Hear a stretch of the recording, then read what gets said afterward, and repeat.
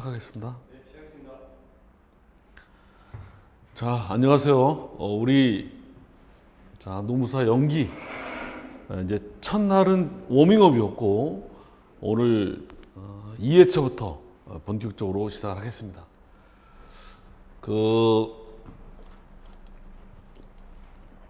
이 참고로 이 한자가 어렵죠. 이게 영과 후진이라고 어느 곳에 강의를 나가는데 그 연수원 입구에 이런 게 있더라고요. 지금은 이게 없어졌습니다. 이게 뭐냐면 맹자 때 얘기를 했는데 개울은 흘러가다가 웅덩이를 만나면 물을 채우고 흘러간다. 내실을 기하고 가야 된다. 이런 뜻이래요. 자, 우리 민사소송법은 말씀드린 대로 우리 민사소송법은 이제 뭐가 포인트냐면 내용은 예측 가능성하게 뻔합니다. 시중에 나와 있는 모든 민사소송법은 사실은 이시영 교수님 책을 토대로 다 고만고만합니다. 고만고만해요. 근데 이게 고만고만한데 이게 평소에 쓰는 용어가 아니다 보니까 더군다나 객관식이 아니고 쓰는 시험이라 2차 시험은 안 보고 쓰다 보니까 이 제한된 시간 내에 쓰는 게 쉽지가 않은데 그 쓰는 용어조차 평소에 쓰지 않는 용어다 보니까 이중으로 어려운 거예요. 그때 첫날 말씀드렸듯이 영어로 수학 문제 풀기가 아니라 문과생한테 영어로다가 물리화학 가르치는 것 같다. 이게 내용이 알고 나면 어려운 건 아닌데 도구 개념이 첫 번째 자주 쓰는 용어가 아니고 외국어처럼 자주 쓰는 용어가 아니고 둘째 업무를 해본 게 아니다 보니까 평소에 쓰는 용어가 아니다 보니까 이중으로 어렵게 느껴져서 그렇지 내용은 뻔한데 알면서도 그래서 이걸 어떻게 극복하느냐가 문제다. 가능하면 쉽게 기본에 충실해서 다 고만고만하니까 그러려면은 자꾸 노출시켜야 돼요, 여러분들. 그래도 일상 용어랑 그렇게 어렵지 않은 노동법 사례들도 막상 쓰려면은 상당히 쉽지 않은데 이 소송법은 이 평소에 쓰지 않는 용어다 보니까 외국어처럼 이 바탕이 없어. 노출이 안 돼가지고 이 용어가 잘 안 나옵니다. 이쪽으로. 자꾸 노출시킬 필요가 있어야 돼요. 안다고 되질 않고 써야 되는데 쓰는 용어가 일상적인 용어가 아니다 보니까. 그래서 제가 이 과목의 키워드는 이 민소법을 점수를 안정적으로 잘 받아서 시험 합격하고 이게 그것만 잘 넘어가면 범위는 빤하니까 이거는 얼마나 쉽게 내 거로 이해하느냐 키워드다. 함께 공부하는 느낌으로 그렇게 만들어 드리겠다. 복습을 먼저 하겠습니다. 자, 내실을 기하기 위해서 우선 민소법 전체 내용을 복습을 하겠습니다. 전체 내용을 복습하면 총솔로서 시험용으로 소송법에서 이상과 신의칙이 있었고 자, 그 다음에 소의 세 가지 기본 요소, 법원, 소송물, 당사자, 법원, 당사자, 소송물. 자, 우리가 소송법을 전체 8개 파트로 정리를 하면 총설, 법원, 그 다음에 당사자, 그리고 소송물과 관련된 파트다. 그 다음에 이제 절차 진행과 관련해서 우선 소장을 좀 볼 줄 알아야 된다. 여러분들이 소장을 직접 쓰진 않아도 이 소장을 볼 줄 아는 것만 가지고도 추상적인 소송법을 공부하는 데 많은 도움이 된다. 법무사 같은 경우는 이거를 시간 안에 쓰는 게 시험에 과목에 있고 저는 이 과목을 오랫동안 강의를 나가고 있는데 우리는 이걸 쓰는 건 아니더라도 그래서 소장이 이렇게 생겼고 자, 우선 소장 다음에 원고 피고 쓰는 란 이걸 우리가 당사자 표시란 그런다. 그래서 처음에 누가 원고고 누가 피고냐를 어떻게 결정할 거냐. 이 원고 피고라고 쓴 표시를 가지고 결정하자. 이게 표시설이다. 표시설. 다만 원고 피고란 당사자 표시란에 쓴 내용 말고 청구 취지, 청구 원인 등 전체적인 표시를 보고 누구를 원고로 누구를 피고로 이렇게 확정할 거냐를 결정하자. 이걸 우리가 실질적 표시설 그런다 그랬어요. 자, 그 다음에 청구 취지, 피고 원고에게 얼마를 지급하라. 자, 이거는 나중에 소송물과 관련된다. 심판의 대상. 청구 취지만 가지고 소송물을 따질 거냐? 이게 신소송물 이론. 청구 취지가 아니라 청구 원인을 중심으로 소송물을 따지자. 이게 구소송물 이론. 지금 실무 입장이다. 똑같은 3,500을 청구해도 손해배상으로 3,500을 청구한 거냐?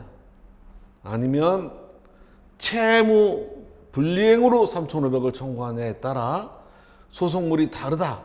실체법상 청구 원인에 따라 손해배상이냐 채무 불이행이냐 이런 거에 따라 소송물을 다르게 보는 게 구이론, 지금 판례, 실체법상 청구권마다 같은 금액이라도 소송물이 다르다. 이게 구이론이고 지금 실무고, 신소송물 이론은 가능하면 청구 취지만 가지고 따지자. 이럴 때 자꾸 등장하는 청구 취지, 청구 원인, 당사자 표시 이런 개념들을 이해하는 데도 도움이 됩니다. 자, 그리고 이제 마지막으로 관할. 어느 법원에서 재판을 담당할 거냐? 관할 문제. 자, 이렇게 해서 소장을 작성한 다음에 법원에 제출하면, 법원에 접수를 하면 법원에서 검토한 다음에 이제 상대방한테 보냅니다. 이걸 우리가 소홍달 그럽니다. 소홍달. 자, 상대방한테 소홍달이 돼야 소송 계속이 생긴다. 자, 당사자와 법원과 소송물, 소송 계속이 생긴다. 그럽니다. 이 소홍달과 관련된 내용을 이제 절차 진행해서 배우게 됩니다. 자, 그리고 이 소장이 송달되면 상대방이 이 소장에 대해서 반박할 기회를 주죠. 이걸 우리가 답변서 그럽니다. 답변서를 내면 또 원고에게 법원에서 보냅니다. 야, 네 소장에 이렇게 답변서가 날라왔다. 답변서는 이렇게 생겼어요. 어떻게 생겼냐? 이렇게 답변서, 사건 번호가 주어지고 원고 피고.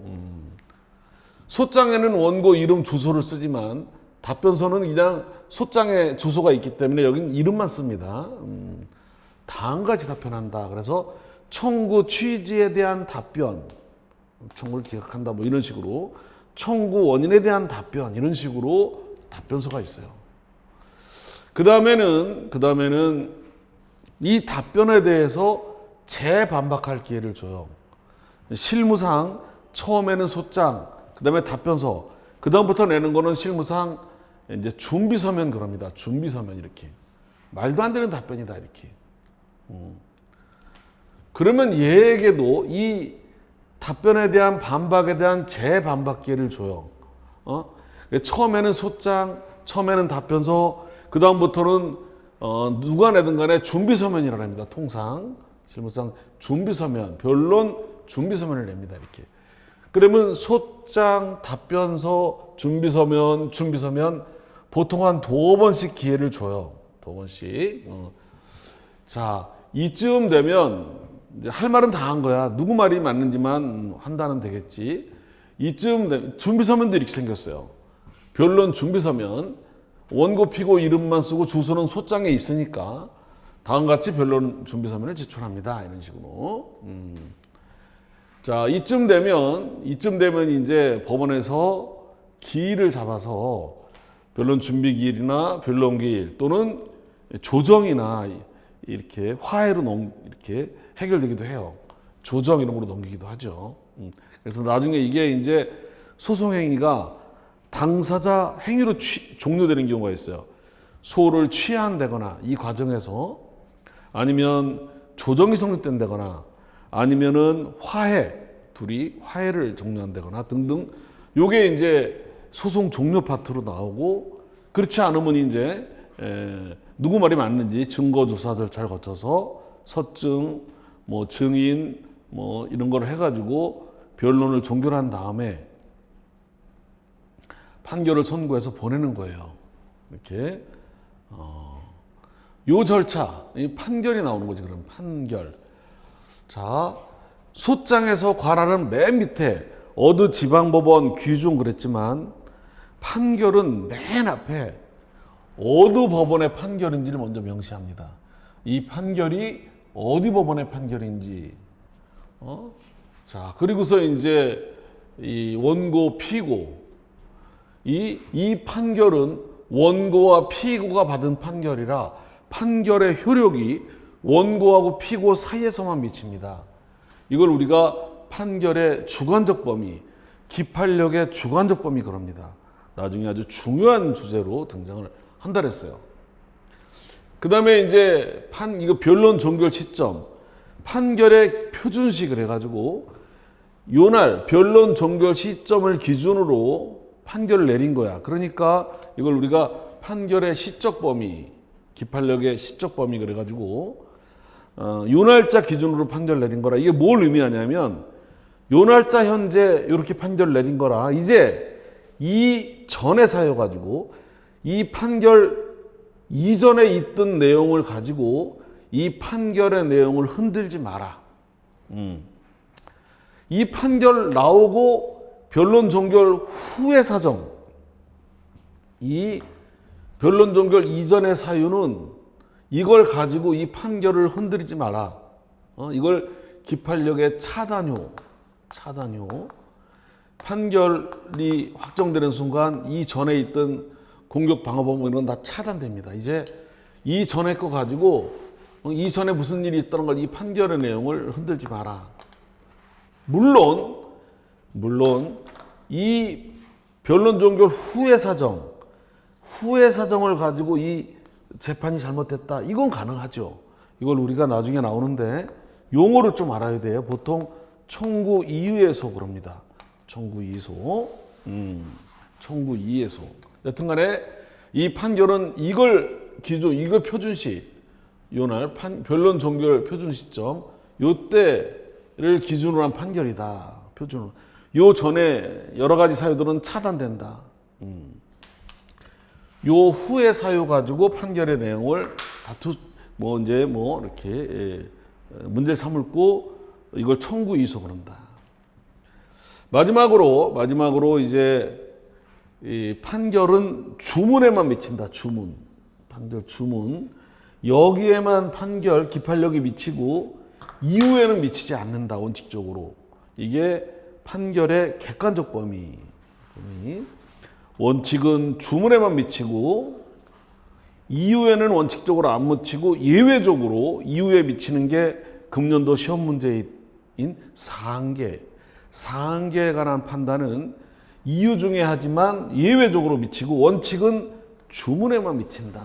그래서 판결의 주관적 범위, 판결의 시적 범위, 기판력의 객관적 범위만 알면 판결의 제일 소송법에서 어려운 판결의 효력 범위가 80, 90%는 해결이 되는 거다.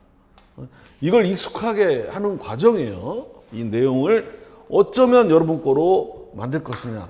요 절차가 이제 이렇게 변론, 증거, 소송의 종류는 절반을 나눠서 당사자 행위로 인한 종료, 소치와 화해, 조정 이런 거로 기판력, 주관적 범위, 시적 범위, 객관적 범위 거의 끝나는 거다 이게. 자, 이 정도 끝나고 나면 이제 나중에 뭐가 남냐면 복잡소송이라 그래서 이 소송물이 심판의 대상이 여러 개인 게 있다. 여러 개. 이걸 청구의 병합. 피고 논거에게 이것도 하고 이것도 하고 이것도 하라 이런 식으로 청구의 병합. 이번에는 원고 피고가 다수인 경우가 있다. 다수. 자, 다수 당사 소송. 그러니까 지금까지 한 거를 토대로 심판의 대상이 여러 개인 경우와 당사자가 다수인 경우를 조금 이렇게 복잡 소송. 그래서 오히려 앞에 걸 하고 나면 여기는 오히려 조금만 신경 쓰면 그렇게 어렵지 않은데 여하튼 복잡 소송 그럽니다. 요게 이제 우리 교재로 파트면 이 복잡 소송 파트지. 마지막으로 이제 불복. 여기 남은 칸이 불복이에요. 8개 파트로 정리하면. 자, 불복. 1심 판결 억울하면 2심 제기하는 거를 용어를 알아둬야 돼. 항소 그래요. 항소. 2심을. 이제 3심 제도니까 대법원에 가는 거를 상고. 상고는 그래서 큰 남발될까봐 이유를 제한하고 있어요. 상고 이유를. 요걸 합쳐서 우리가 이제 상고까지 가서 확정되면 기판력이 생긴다는 거예요. 기판력. 자, 요걸 우리가 이제 상소제도 그러지. 상소제도. 그리고 예외적으로 확정이 됐지만 여기 파워포인트가 지난번에 얘기했듯이 확정이 됐지만 어떤 이 확정된 판결에 중대한 하자가 있을 때는 예외적으로 확정된 거지만 구제 방법을 인정하고 있죠. 그걸 우리가 재심 그런다. 이건 재심 사유가 있을 때 아주 엄격하죠. 이걸 상소, 이거를 재심 그런다.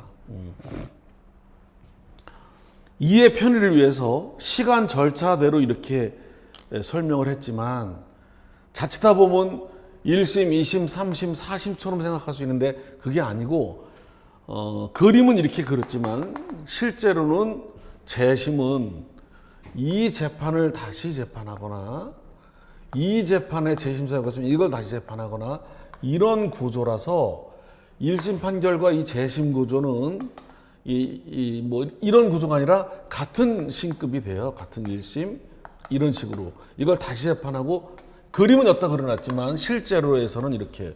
그래서 재심은 관할이 여기다가 재심해야 될 경우가 있고 여기다 해야 될 경우가 있고 여기는 문제가 없는데 대법원 판결에 재심 사유가 있으면 여기다가 재심의 소를 제기하는 거예요.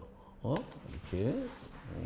그래서 사건 번호도 여기는 예를 들면 가단 2023 가단 이렇게 된다면 이게 재심 사유가 있어가지고 재심을 걸면은 2023 재자를 붙여서 재가단 이런 식으로 사건 번호도 매겨요.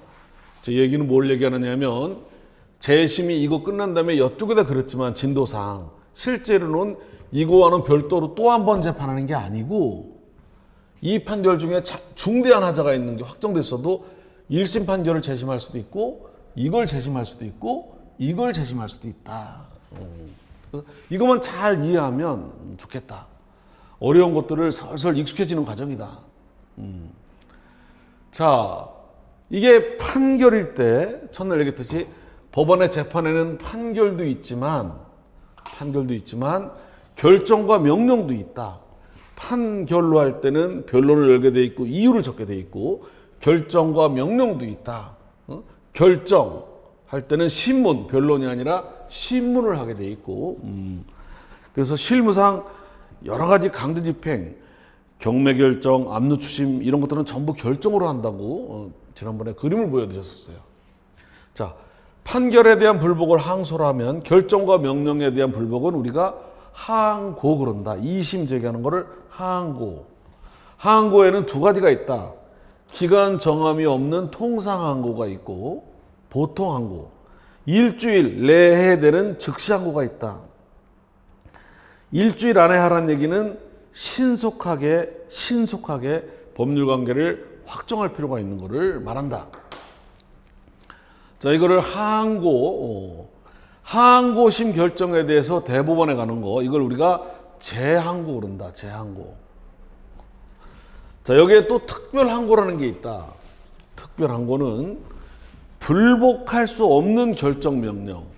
이런 결정, 이런 명령은 불복할 수 없다. 명문의 규정으로 불복할 수 없는 재판이 있어요. 불복할 수 없는 재판이 있을 경우에 예외적으로 구제 방법을 마련했다. 바로 대법원에다가 가는 거다. 대부분에 가는 거. 이걸 특별한 거 그런다. 특별한 거.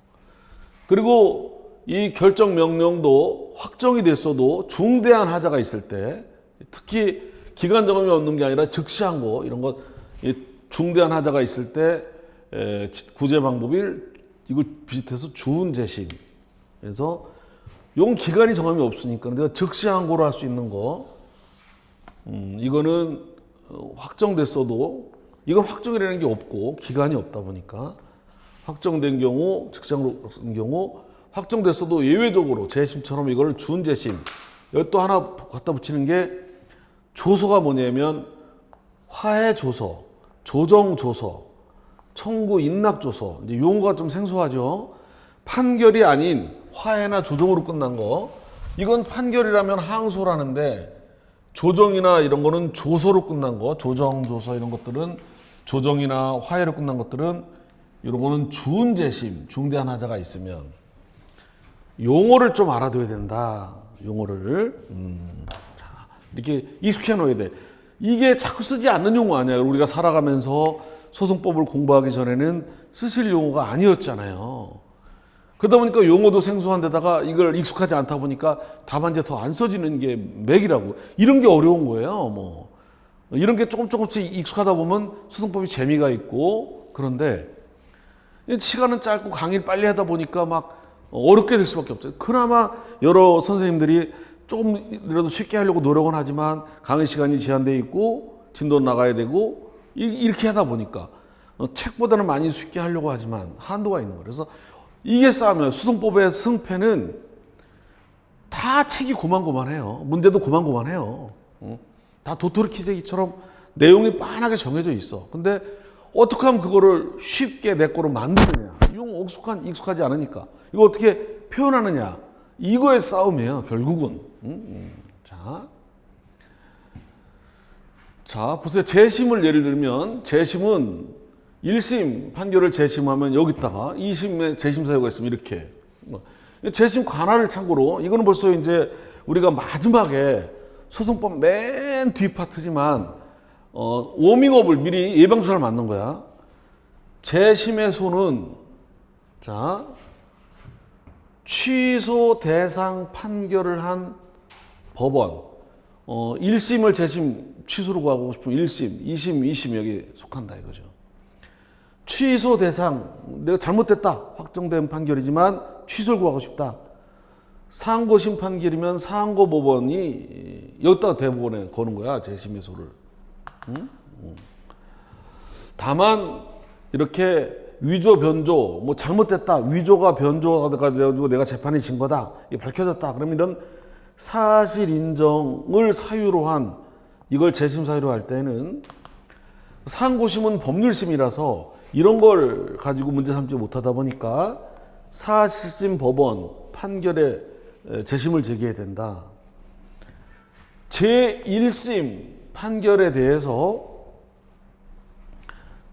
2심을 안 하고 1심이 끝났다면 여기다가 재심을 걸지만 1심 판결에 대해서 항소를 했어. 2심.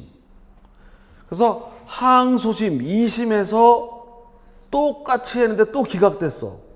아니면 항소심에서 판결이 났어. 그러니까 똑같은 거를 여기서 판결 받고 항소를 안 해서 종결 확정됐으면 이게 재심 사유가 되겠지만 여기 1심 판결에 항소를 해서 여기서 기각이든 판결이든 받았어.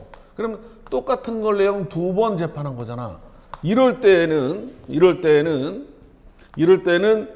1심 판결에 재심하면 안 되고 항소심 판결이 재심 대상이 된다. 항소법원만이 관할권을 가진다. 또 이런 걸 공부하면 아 그렇구나. 그럼 나중에 재심의 소가 나왔을 때 관할법원이 어떤지 이런 공부할 때 아 요거만 이거로 확정되고 끝났으면 이게 재심 사유가 되고 이 판결에 대해서 하항소를 해서 또 재판받았으면 이걸 또 재판한 거니까 아무래도 여기에다가 재심을 해야 되고 여기는 재심 사유가 없고 여기만 재심 사유가 있으면 여기다가 하게 되는 거구나. 이렇게 항소하고 상고까지 가서 끝났다. 어디다 재심할 거냐. 그 사유가 대법원에 있으면 여기다 하는 거고 법률 문제. 사유가 여기 있으면 이렇게 증거 이런 거 이런 거일 땐 여기다가 하면 안 돼. 여기까지 갔을 때 여기다 해야 되는 거고. 그런 거죠. 자, 1심 판결만 하고 안 했는데 나중에 밝혀졌다 그러면 여기다 하는 거고. 그렇지.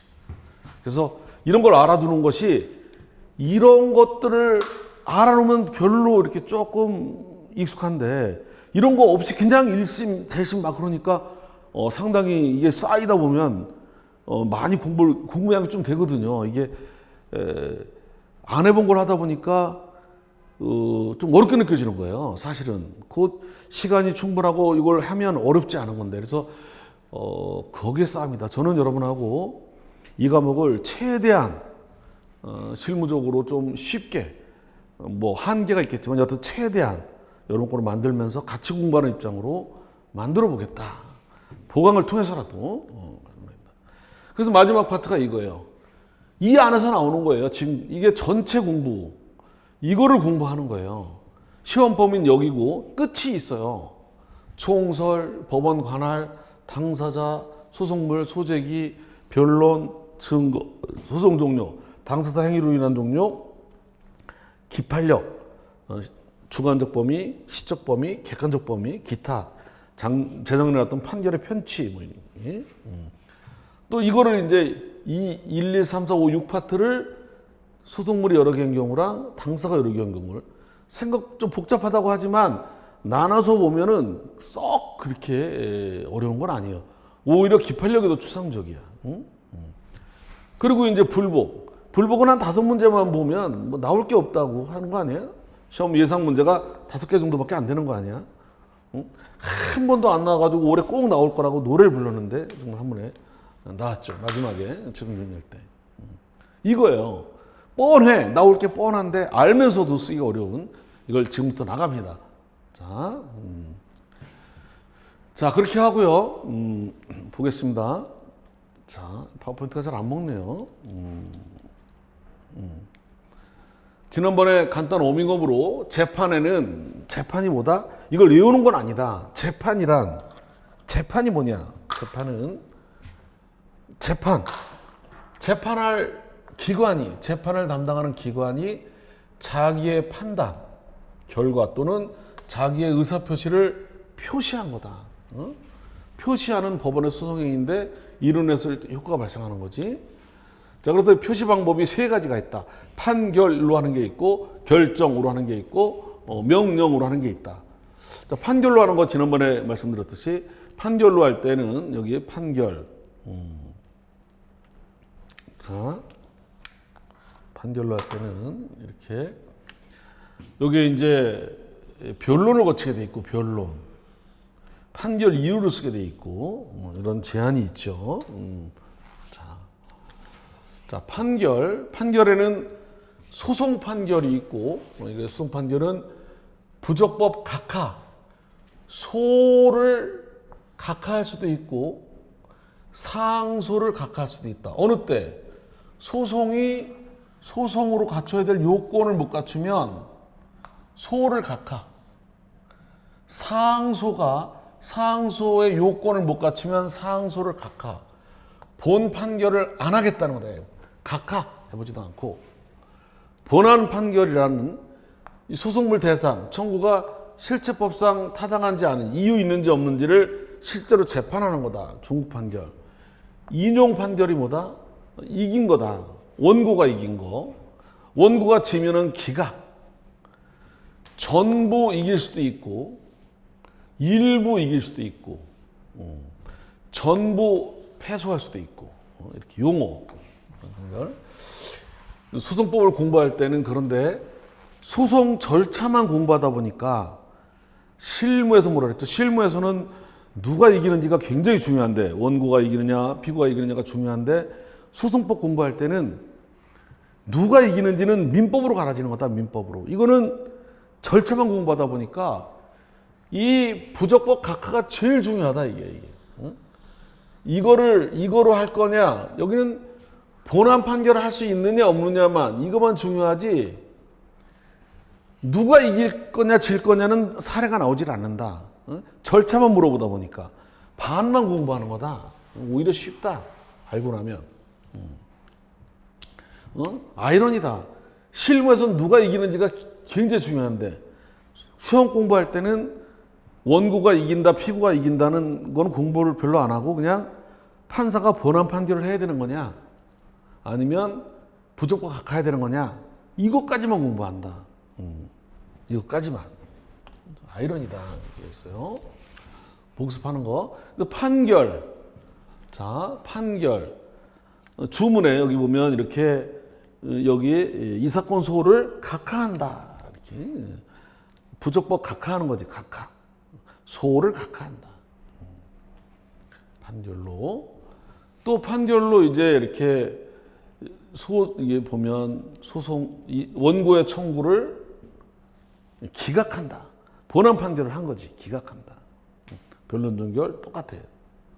자, 그 다음에 판결로 이제 이렇게 피고 원고에게 얼마를 지급하라. 이건 인용 판결이지. 원고 인용 판결. 판결로 결정으로 하는 거 있다 그랬어요. 결정. 여기가 제목이 어느 법원의 결정이다. 결정.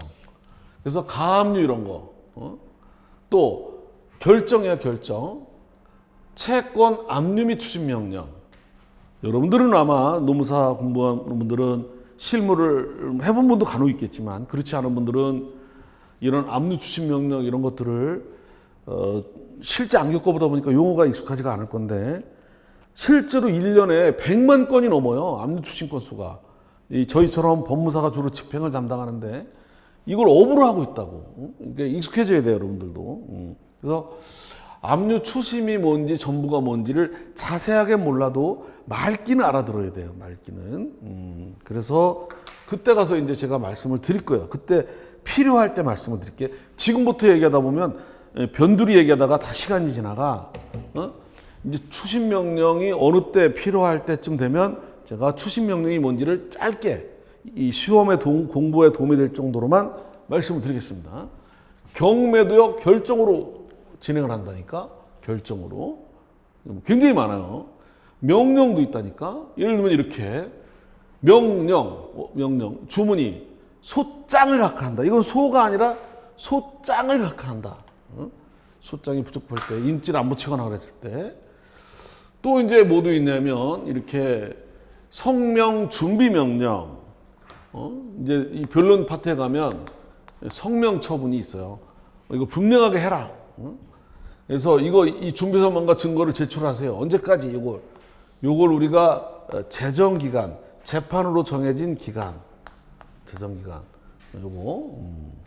요런 용어가 이제 익숙하게 하는 게 중요한 거예요. 보이지 않게. 알고 나면은 절차법이 큰 머리를 요하지 않아요.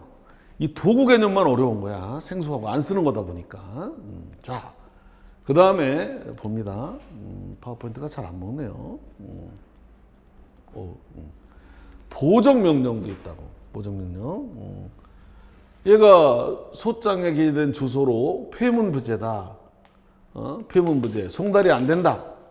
일주일 안에 주소를 소명하는 자료를 보정하기 바랍니다. 이렇게. 보정하지 않으면 소장이 각하될 수 있습니다. 이렇게 판결의 종류가 여러 가지구나. 여기까지. 그리고 지난주에 수업 복습 내용, 시험 관련해서. 이제 시험 관련해서는 이제 총설만 조금 공부했죠. 총설은 2개밖에 없어요. 시험 공부한 게 소송의 이상과 신의칙이라 했어요. 시험 관련해서 공부할 게. 근데 이게 시험에 과연 나오겠느냐?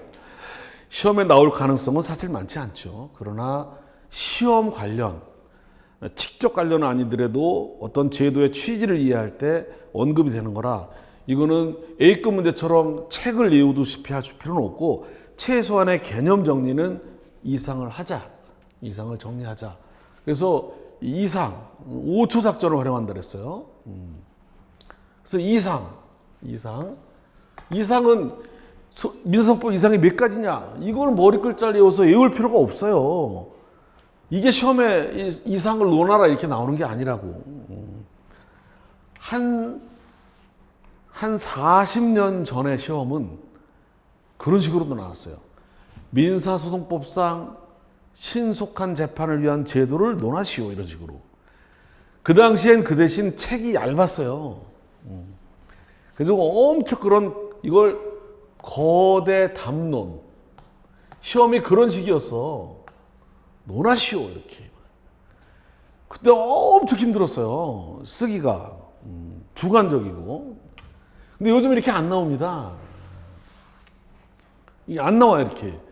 그래서 이걸 다 외울 필요가 없어요. 그냥 이해만 하고 있으면 되는 거야. 이런 것이 이런 제도구나. 그래서 이상을 논하시오. 이거 시험에 나올 거를 생각하고 막 외우면 안 됩니다. 그냥 이해를 위해서 적정, 공평, 신속, 경제를 목적으로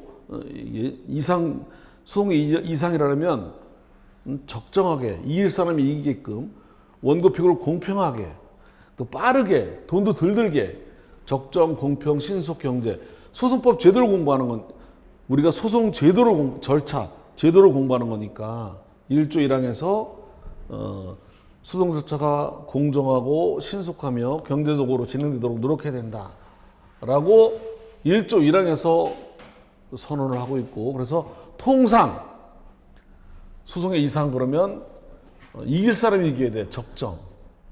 그리고 공평해야 돼. 절차가.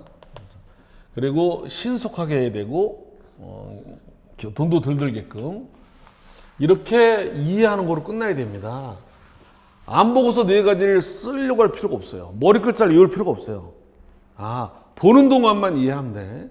나중에 이거와 관련 제도일 수도 있고 이거 관련 제도일 수도 있고 이해하는 바탕만 되는 거고 사실은 소송 제도가 이거와 관련되면서 이게 겹치기도 하고 막 그러기 때문에 어느 거 하나와만 관련된 게 아니라서 여러 제도들이 이런 거를 추구하기 위해서 함축되어 있는 거라 이거와 관련 제도 그러면 끝이 없는 거예요. 이거와 관련 제도도. 그래서 이걸 다 이렇게 연연하지 말고 최소한의 이해를 위해서 그래서 이제 요 책은 제 유인물은 요 아파트는 이순 교수님 책 설명이 아주 자세히 나와 있는데 시험용으로는 그냥 우리 전병서 교수님 책 정도면 좋겠다 그래가지고 전병서 교수님 책으로다가 앞에를 좀 더 줄였어요. 예? 적정이 뭐야? 적정이 이렇게 재판이 정당해야 되는 거지 실수하지 않고 이길 사람이 이기게끔 이것도 의의를 막 외울 필요가 없어요. 재판이 정당해서 과오가 없는 재판이어야 된다. 오판이 있으면 안 되지. 이거와 관련된 제도가 여러 가지겠지만 다 관련되는 거겠지만 특히 연상한다면 이렇게 삼심제도, 재심제도 이런 게 오판 방지와 관련되는 거잖아요. 그리고 성명권 행사는 이제 여기 용어가 생소하죠. 요거는 이제 우리가 변론주의 들어가면 이 변론주의의 어떤 문제점을 이렇게 보완하기 위해서 법원에서 나서가지고 뭐 거들어주게끔 하겠어요. 당사자가 불분명하게 주장을 못할 때 이렇게 성명권을 행사해서 불이타 알지 못하는 재판 받지 않도록 그런 것들도 이거와 관련이 있는 거다. 또 변호사 대리 원칙이 어떻게 보면 왜 변호사 대리를 통해서 비용을 많이 들게끔 하느냐라는 것도 있겠지만 그거보다도 제도상으로 보면 법률 전문가가 나서서 의사가 수술을 해서 병을 제대로 치료할 수 있듯이 민간요법 가지고 하다가 사람 다치면 큰일 나잖아. 이 재판 제도가 복잡하다 보니까 전문가가 병원에서 의사가 수술하듯이 전문가가 재판에 관여해서 이길 사람이 이기고 지길 사람이 지기도록 이렇게 그런 의미에서 관련이 있는 거구나. 이거를 변호사 대리원칙 변호사들 돈 벌려고 하게 한 거냐 이렇게만 볼 게 아니고 우리가 공부할 때 원래 제도의 취지는 의사만 수술하게 해놨잖아. 의사가 아닌 사람이 민간요법 쓰다가 잘못될 수도 있으니까. 마찬가지로 법률 전문가가 노동사건 노무사가 해야지 노동법칙도 없는 행정사가 막 해다가 마찬가지다 이거예요. 이런 식으로 각 분야의 법률 전문가가 나서서 이렇게 의사가 나서 치료하듯이 분쟁을 바르게 전문성 있게 해서 바른 재판이 되도록 하는 취지를 만든 거다. 이것도 그런 거죠. 또 공평. 이거는 그냥 평등하게 취급하는 거죠. 평등하게. 또한 뭐다?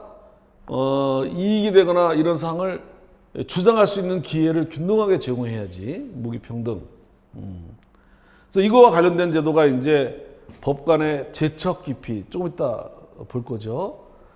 판사가 어떤 사건 당사자의 남편이라거나 또는 그 사건과 어떤 인적 물적으로 관련이 있어가지고 제대로 재판을 못할 것 같은 사람은 공평하지 못하니까 뭐 학교 다닐 때도 교수님이 자기 자식 강의해가지고 학점을 많이 줘버리면 공평하지 않잖아요. 그런 것처럼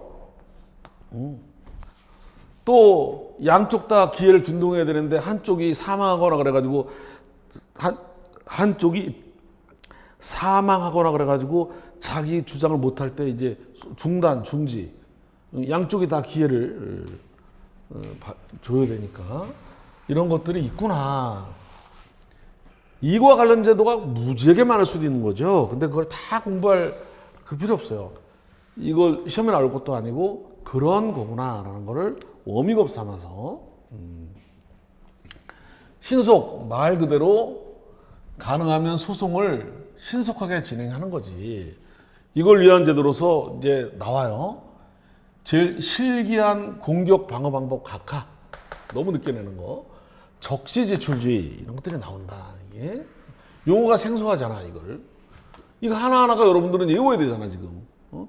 자주 쓰는 용어가 아니니까. 자주 쓰는 용어가 아니니까.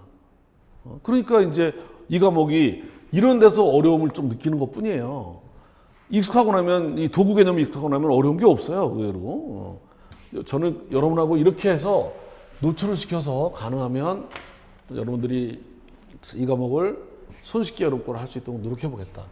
경제, 돈이 들어가지 말아야지. 비용과 노력이 적게 들어가는 거지. 이걸 어떻게 설명할 필요는지를 안 보고 쓸 필요는 없어요. 에너지 소모할 필요가 없어요.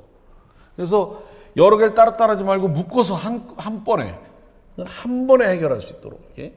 이거 따로 재판하고 또 재판하고 그러면 이거 재판 또 이거 재판하는 걸 묶어서 한 번에 병합. 변호사 비용을 상대방 물어내라 말이지. 또 돈 안 들이고 소송을 구조해 주는 거 이런 것들이 관련이 있겠구나.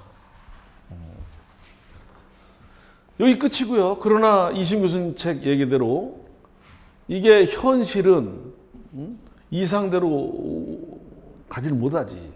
이걸 또 연습할 필요 없어. 이게 시험에 나올까 생각해가지고 어디나 이상과 현실은 다르니까 똑바로 재판하고 공평하게 하려고 하다 보니까 오래 걸리고 돈도 들고 이게 이상 사이의 충돌, 이율배반도 문제가 있지만 여러 가지 요인으로 인적 물적 한계 여러 가지 요인으로 현실은 이상과 괴리를 보이고 있다. 그러니까 여기는 시험 때문에 공부한 게 아니라 그랬죠. 이렇게 정리를 해놓고 시험과 관련된 거는 요거라 이거요. 그래서 1회차 수업 관련해서는 제가 2시간밖에 안 했어요. 그 뒤에 건 좀 하다 그냥 새로운 마음으로 하려고 그냥 잘랐어. 2시간으로. 그래서 모든 수업 끝나고 나면 그 회차 끝나고 나면 단문을 제시할 거예요. 단문. 이거는 수업 시간에 이걸 시험 볼 수는 없죠. 시간 아깝지. 여러분들이 혼자 공부한 거를 복습할 때 이게 단문으로 나올 수 있겠구나. 혼자 머릿속에 염두에 두고 공부해보라고. 이렇게. 그래서 매일 수업 끝나면 그 회차 단문을 그게 모아놓으면 벗어나질 않아요, 시험이. 자, 그리고 이제 그걸 복습하면서 나갈 거예요, 계속. 그 나중에 2기, 3기 때 예상 문제야. 이게 똑같아, 예상 문제가. 시중에 나와 있는 예상 문제들을 모아보면 다 비슷해. 별나라에서 나오는 어떤 이상한 게 없어. 근데 알고도 쓰기가 어려워 또. 자, 신의칙 문제만 그래도 이게 A급은 아니지만 그래서 이런 거 공부할 때는 백과사전 하듯이 모든 교수님 책들을 갖다 놓고 주석서 만들듯이 만들면 10년 공부해야 됩니다. 그걸 요구하는 것도 아니에요. A급도 아니고. 또 그걸 쓰지도 못해. 그렇게 써도. 25분 동안에, 한 문제 25분 동안에. 그래서 쓸 수 있을 만큼만 정리를 했다. 이신 교수님 책 위주로. 자, 이게 시험에 나왔다. 한문으로 25점짜리. 그럼 총 살아서 이거 두 가지만 써주면 된다. 우선 법조항, 신의칙을 규정하고 있다. 취지는 이것도 특혜 A급이 아니니까 이 정도만. 이게 건전한 소송 윤리를 확립하고 법을 형식적으로 적용하는 데서 생기는 통념에 반하는 결과 조정이나 보충을 위해서 이 제도 활용을 등한히 해서는 안 될 것이다. 이 정도만 브리타용으로 합니다. 이건 A급도 아니고 마지막에 시험 최종 정리할 때 0기, 1기, 2기 끝나고 이제 3기 끝나고 최종 정리 마지막 하루 할 때는 신의칙 공부하란 말 못해요. 그때 가서는 하루 만에 이게 평소에 돼 있어야 돼 이런 것들은. 그런 용도다 이게. 근데 이거 왜 중요하냐면 또 신의칙이 다 연결돼요. 연결. 이거 자체가 시험에 나오지 않아도 이게 다 연결이 됩니다. 익숙해지게 되는 거지. 그런 의미에서 적절하게 정리해 놓는다. 두 가지 정도 써주고 두 번째 테마에서는 뭐다? 두 번째 테마에서 자, 파워포인트가 잘 안 먹네요 오늘. 예. 오, 파워포인트가 잘 안 먹네요.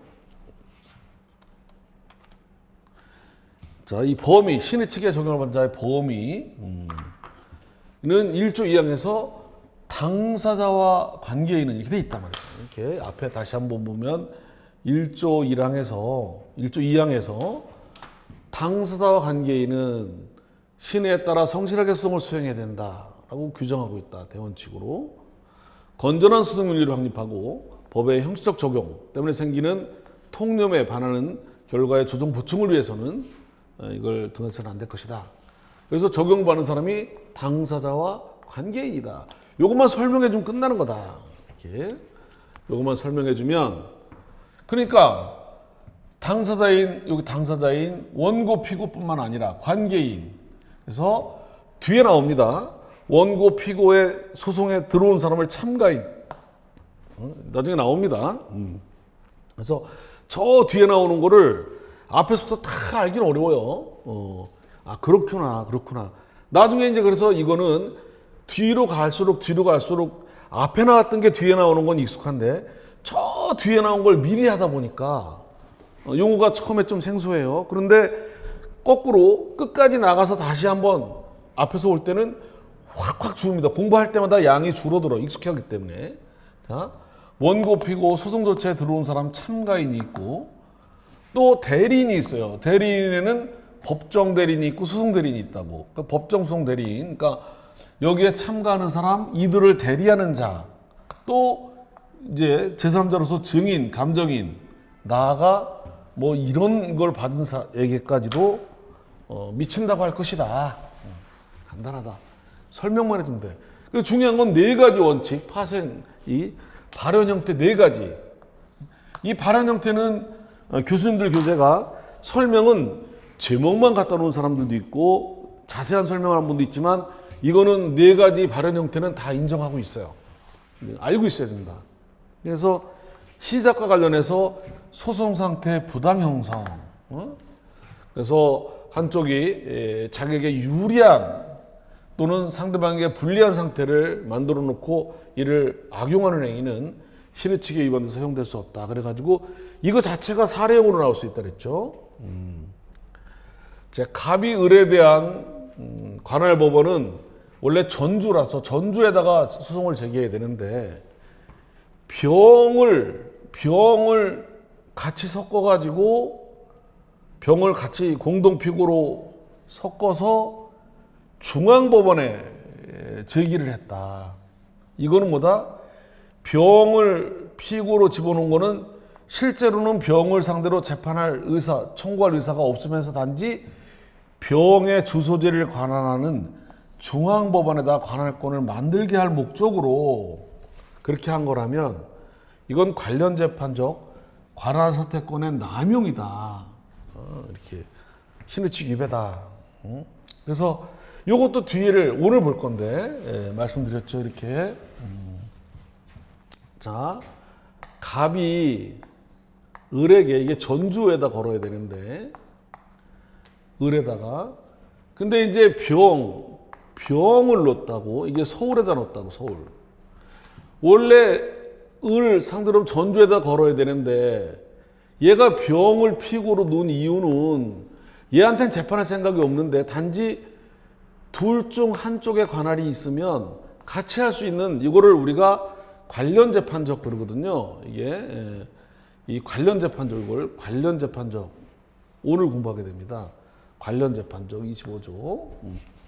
제가 첫날 상세하게 공부했던 거를 반복하고 있는 거예요. 이렇게. 그래서 갑이 을에 대한 관할은 전주인데 병을 공동표고로 한 이유가 실제로는 병을 상대로 청구할 의사가 없으면서 단지 이렇게 병의 주소 관할 법원인 중앙법원의 관할권을 생기하기 위한 것이라면 관련 재판적 규정이 배제된다. 해서 억지 관할 만들기에 관할 선택권 남용, 신의칙 위반이다. 그래서 시험이 혹시 나온다면 사례형으로 요게 사례집을 따로 볼 필요가 없다. 사례집을. 제일 좋은 사례집이 교과서에 나오는 거다. 이게. 요건 누구나 다 소개되어 있는 판례다. 이게. 요거. 이게 적법하냐? 그래서 이걸 뭘 물어보는 거다? 이렇게. 이걸 신의 측을 물어본 거다. 예를 들면. 이런 식으로 공부하는 거다. 개념, 사례. 자, 시작할 때 소동 상태 부당형성. 두 번째는 뭐다? 선행이와 모순되는 고동금지. 시작, 그 다음에 모순되는 고동금지. 제가 머릿말을 따기를 하진 않는다 그랬어요. 할 때. 일정한 상대방 일정한 태도를 취해서 이를 믿게 만들어 놓고 이제 와서 이 종전의 태도와는 모순되는 행위로 나오는 거는 신의치상 허용되지 않는다. 이것도 이제 사례를 다 연결되지만 근데 부대소 특약에 반하는 소외 제기. 이 부대소 특약도 예상 문제예요. 부대소 특약 나온 적도 있지만 부대소 특약이 뭐냐면 합의 보면서 이제 둘이 합의 봤어. 이제 더 이상 우리 둘끼리 소송하지 말자. 소를 제기하지 말자. 이걸 부제소. 이게 아니부 소송 제기하는 거. 소송을 제기하지 않기로 특약하는 거야. 근데 얘가 소를 제기해. 소 제기하지 않기로 해놓고 또 합의 보고 소를 취하기로 했어. 소를 취하기로. 근데 소를 취해 안 하고 소송을 계속 유지해. 모순되는 거동 관련되는 거지. 나중에 소 취하 자체가 예상 문제예요. 문제가 커요. 부대소 특약도 단문으로 예상되는 거죠. 그래서 뒤에 이게 자세히 나와. 이게 여기선 제목만 나오는 거야. 이렇게 제목만.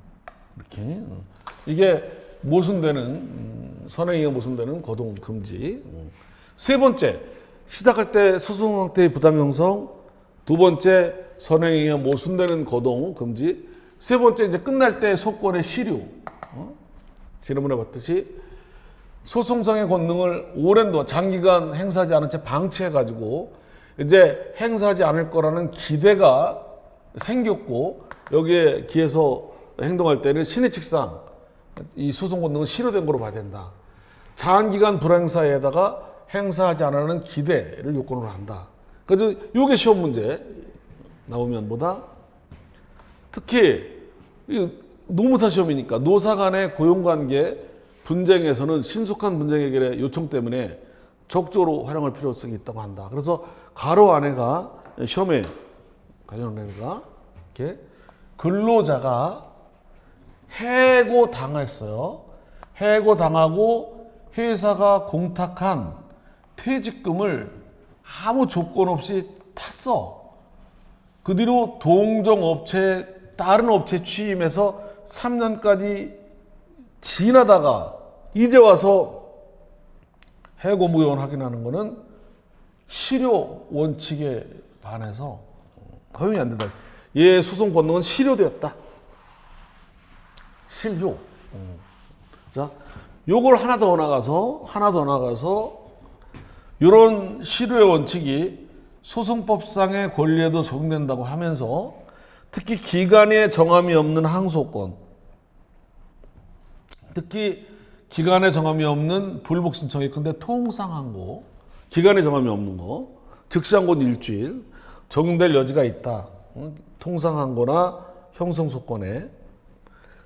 그러나 이제 반대 견해가 있다는 걸 지나가면서 소를 제기할 권능은 기본권이기 때문에 실효되지 않는다고 하는가 하면, 또는 기초되는 실체법상의 권리가 실효되는 것이지 소권 자체가 실효되는 것은 아니라는 부정설도 있다. 반대 견해를 소개만.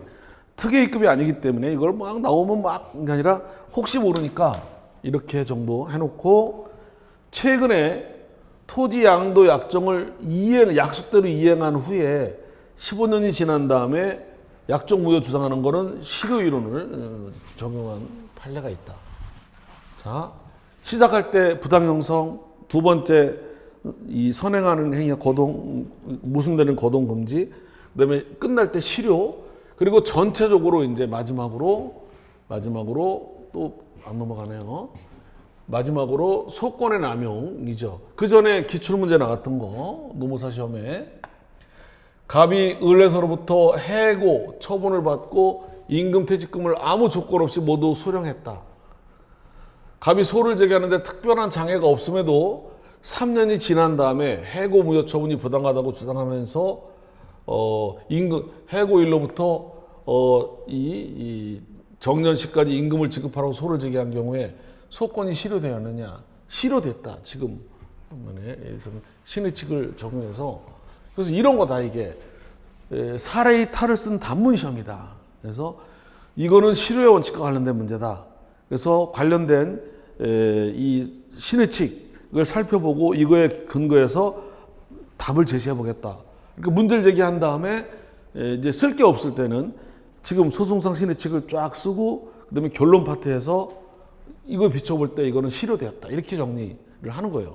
그리고 쓸 내용이 얼마 없을 때 그렇게 쓰는 거고, 쓸 내용이 많으면 그냥 바로 이 실효 원칙, 여기에서 이걸 문제 제기한 다음에 실효 원칙을 쓰고 답을 써주면 되고, 쓸 내용이 얼마, 그 조그만 거 가지고 답안이 충분하면.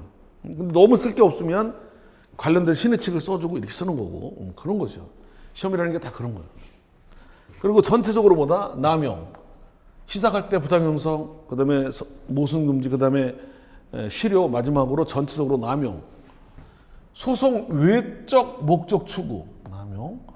소송상 권능 행사는 소권의 남용으로 보을 가치가 없다. 확정 판결도 남용해서 안 된다. 여러 가지가 있는데 몇 가지만, 소권 행사가 법의 목적에 반하는 때 소송 지연이나 사법 기능 혼란 마비를 조성하는 소권 행사, 그 다음에 재산상의 이득이나 탈법을 목적으로 한 소권 행사. 그래서 이 마지막 사례가 학교법인의 경영권을 다른 사람에게 양도하기로 결의함에 따라 이사직 사임을 승인하고 현 이사진이 학교법인을 인수 경영하면서 아무런 일을 하지 않고 있다가 지금 학교법인이나 현재 이사들로부터 돈을 받을 목적으로만 제기한 이사의 결의 부존재 확인해서, 이런 건 주어지는 거고, 이사 결의 부존재 확인서는 소의 이 신의칙 위반, 세다. 신의칙 위반에 반하는 부적법소다, 각하다. 그러니까 시험에 나왔다면 사례 집중에는 요걸 사례로 들고 적법하냐 이렇게 물어보는 거야. 우리가 안 보고 이걸 쓰는 게 아니라 이렇게 다. 그럼 앞에서부터 쭉 쓰고 이렇게 쓰는 거죠. 예? 그래서 문제 제기한 다음에 요거만 쓰고 답을 쓰기가 너무 답안지가 짧으면 이거를 신의칙에 관련된 거라서 신의칙을 전부 좀 줄여서 써주고 여기를 좀 세게 써주고 답안을 써주는 거예요. 완급을 조절해서 그런 거지. 자, 이게 사례 연습이지 그게. 효과. 자, 이거는 직권조사사항이다. 주장 안 해도 주장 없어도 직권으로 조사할 사항이다. 당연복귀 위반이기 때문에. 그래서 이거에 반해서 소가 제기되면 이거는 부적법 각하한다. 각하. 앞에서 이렇게 이 소 제기는 신의 측에 반하여 부적법한 소다. 각하한다. 이죠. 소송이 그렇다면 이제 각하되는 거고, 각하. 부적법 각하되고, 이게 소송 자체가 부적법하면 각하되는 거고, 소송을 전제로 개별 행위가 여기 신의 측에 반하는 게 있다, 이렇게. 그럼 그 행위만